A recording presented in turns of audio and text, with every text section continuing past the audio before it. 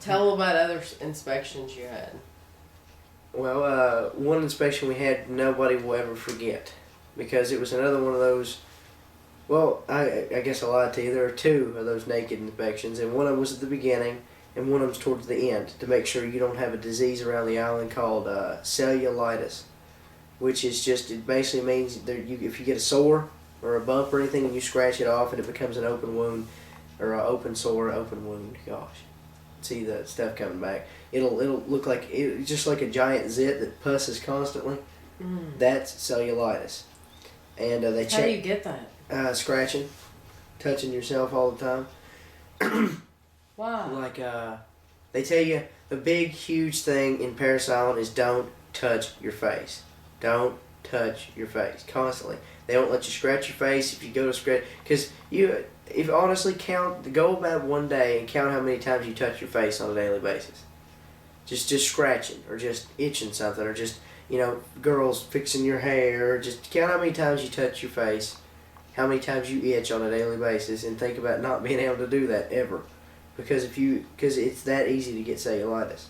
We had 3 guys get it while we were there. One guy got it on his inner thigh right here.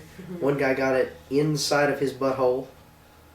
Inside of his butthole. He was actually crying when he told the drill instructor he needed to go because it hurt him that bad. And then the other guy got it like on his neck, like up here, and his was like nasty. Is it from a bug bite? No, it's just I guess it's just like it can look like anything, but we had pictures on the wall. I should have showed you the chart of what it can look like, and usually it's the pussy kind, the nasty, like I'm talking like what you would get out of a zit times about 3. It's all runny and stuff. Sorry to give you the faces, but it's what it looks like. Okay, but so anyway, during this inspection, this guy is standing across from me, and he's just got this little devious little look on his face with a little smile, and I'm like, okay, this guy's enjoying this a little bit too much. And then when the inspector got in front of him, he just waited a second, then he just threw his towel out and was just standing at 12 o'clock, right in front of God and everybody, and just did his little circle, and then threw his towel back on, and he didn't even need to hold his towel. It just stayed up by itself. He wasn't embarrassed?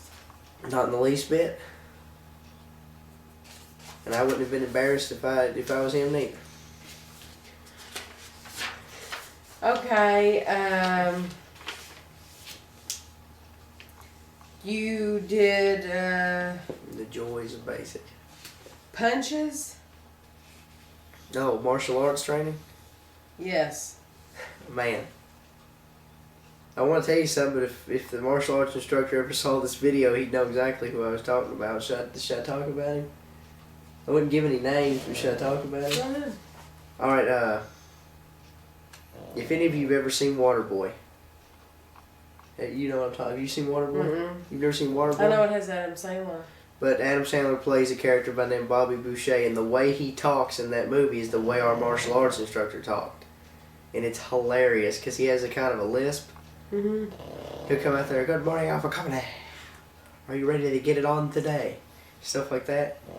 And he'll say, are you ready to open a can of whoop ass on somebody?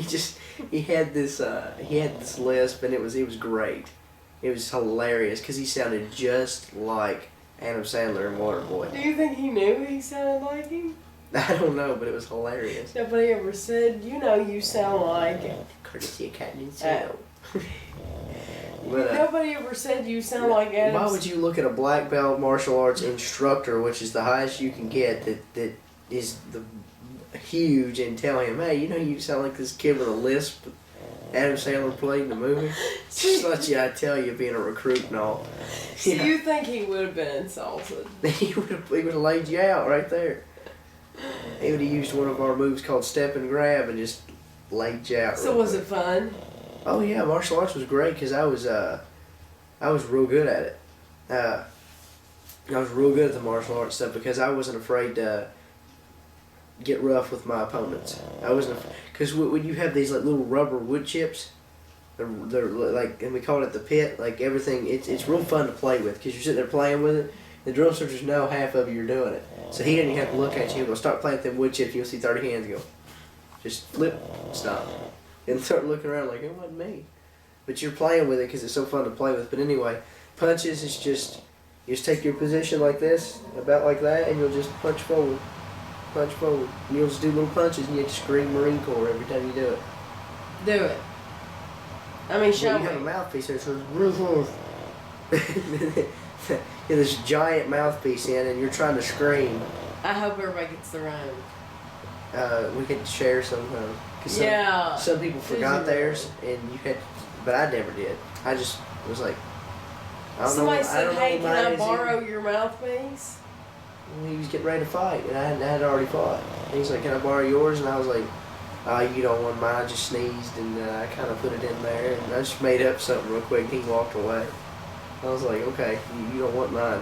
I've got bronchitis," which I did have bronchitis, but at the time, That's great. nobody got a hold of mine. You get an extra one. They give you like 3. And- If you go to the PX, they cost 30 cents. I mean, So they should. I have bought had like their own. 5. Okay, this says bayonet training. We didn't get to do it. You didn't do bayonet training at all? Why? We didn't do it till the Crucible Why? because it rained, Okay. and we had metal things on the end of our rifles, which were also metal. They didn't feel like it was safe because we had an L5, which was a lightning ring. So we didn't get to do it that day. First we day. missed out on a lot because of the holidays. We got to do it all over again. First aid. First Learn. aid, you go into a thing called the RTF, which is a recruit training facility. Really nice building.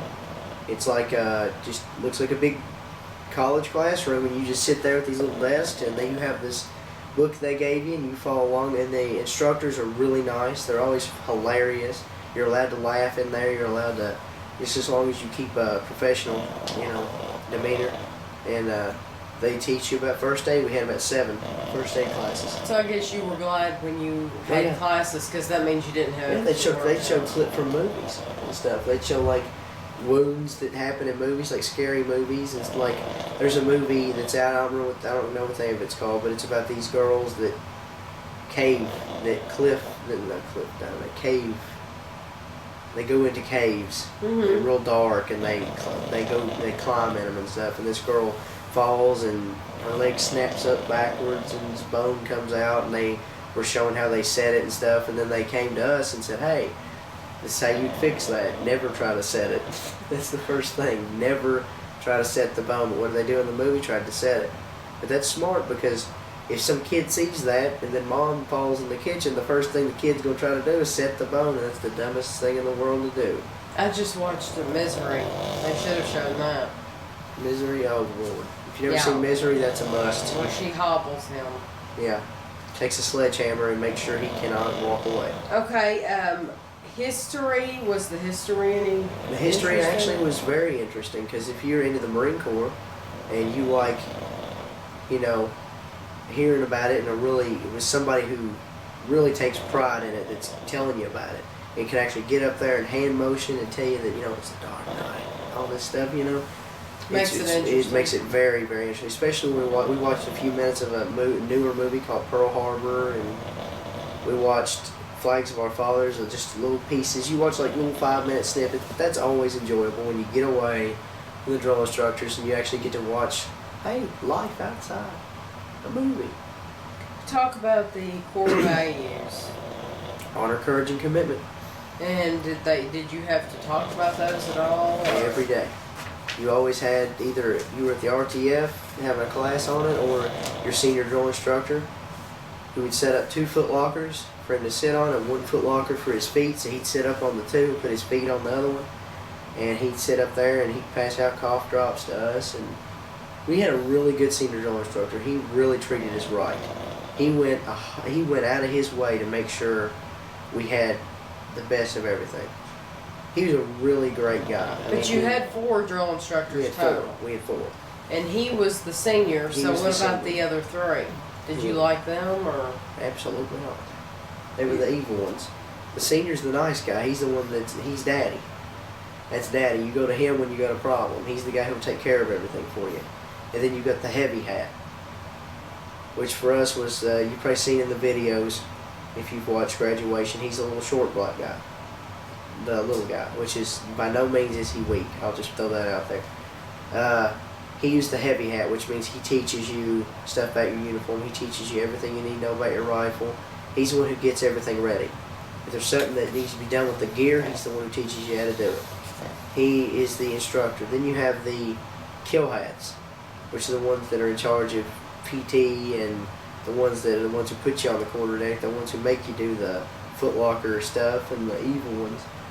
The real tall, skinny one in the video, if you watch, is drill instructor Sergeant Ridley. He's in charge of knowledge. That was his extra duty that the senior drill instructor gave him. That means we had written tests we had to take, and he was in charge of making sure we knew all that. And being a kill hat means if we didn't get it all right, he gets to punish everybody. And then my last one was my favorite. I actually liked him a lot. His name was Drill Instructor Sergeant White, and I liked him because, oh gosh, we knew how to make him happy, and he would smile all the time. He would give himself up, because we'd really sound off for him. We'd be real loud for him out in public, and he'd just smile and make us get louder and all this stuff. He wasn't that bad. He was the one that I was telling you about earlier that said, see, it's the recruits, not the drill instructor. He always had something funny to say. He goes, two things I hate in life, Hodgies and recruits. He goes, I kill Hodgies and I try to kill recruits. What are Hodgies? Iraqis. He calls them Hodgies. Why does he call them Hodgies? What does that mean? I don't know. You don't know what it means? I have no idea, but it was hilarious. We knew what he was talking about. So let me ask you this: when we were he's got little Francisco sitting in the bush over there. Little Abu Bibu. When we were sitting there when we were there during Family Day, yeah, we sat in the car and we watched recruits practicing. When you were practicing, did you see parents and families? Yeah. Oh, we saw it constantly. Watching you? The first 2 months we were there was like a graduation every Friday. And were you embarrassed? Well, heck yeah. You got all these women and these chicks looking at you, and you're in your portholes, which are BC glasses, which I do for everybody, are actually they're really thick, big glasses. We call them BCs because they're birth control glasses, because there's no way anybody would want you if you've got these on. And you're wearing those. Your boots aren't even bloused, which means they're still rolled up like that. They're still rolled up. They're not tucked into your boot, or they're not rolled up so it looks nice like the military does. And you're all messed up, and you're carrying these little backpacks. It's just embarrassing. So they won't let you tuck your pants in until you've been there for so long? They won't let you do your boots until, training day 25, which Wow. Sundays don't count. I mean, what difference does that make?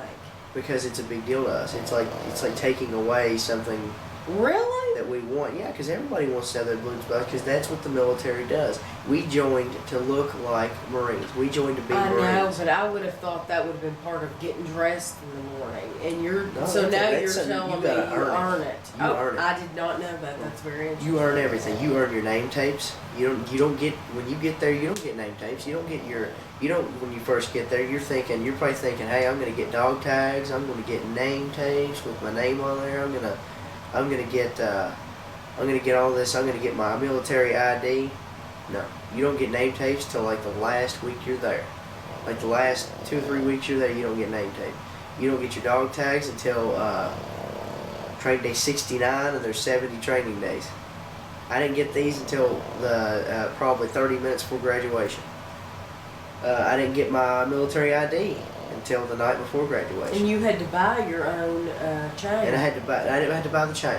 You didn't? I thought you bought it at the store. They gave us chains. They gave us the dog tags, and I had to buy the silencers, which is the little black things. Oh. That so it doesn't clink rattle and like clang. Guido's thing. He needs one of those for his thing.